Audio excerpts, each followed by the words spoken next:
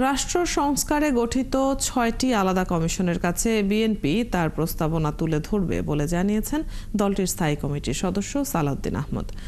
ওলামা দলের প্রতিষ্ঠাবার্ষিকী উপলক্ষে সকালে জিয়াউর রহমানের কবর জিয়ারত করেন নেতাকর্মীরা। পরে সাংবাদিকদের প্রশ্নের জবাবে সালাউদ্দিন আহমদ বলেন, বিএনপি আশা করছে ৩ মাসের মধ্যে গঠিত সংস্কার কমিশন প্রতিবেদন দেবে।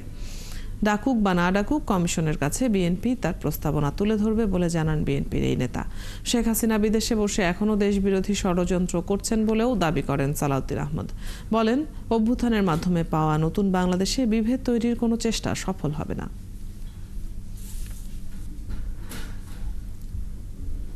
সরকার যে ৬টা সংস্কার কমিশন ঘোষণা করেছেন সেটা আমার জানা মতে এখনো পর্যন্ত পূর্ণাঙ্গ হয়নি।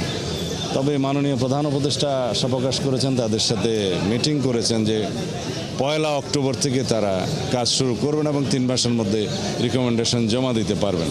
তা আমরাও আশা করি তারা তাদের কাজগুলো সফলজনকভাবে সমাপ্ত করতে পারবেন। আমরা আমাদের দলের পক্ষ থেকেও আমরা সকল কমিশনে আমরা আমাদের সুপারিশসমূহ প্রদান করব। ওনারা ডাকলেও যাব, না ডাকলেও যাব।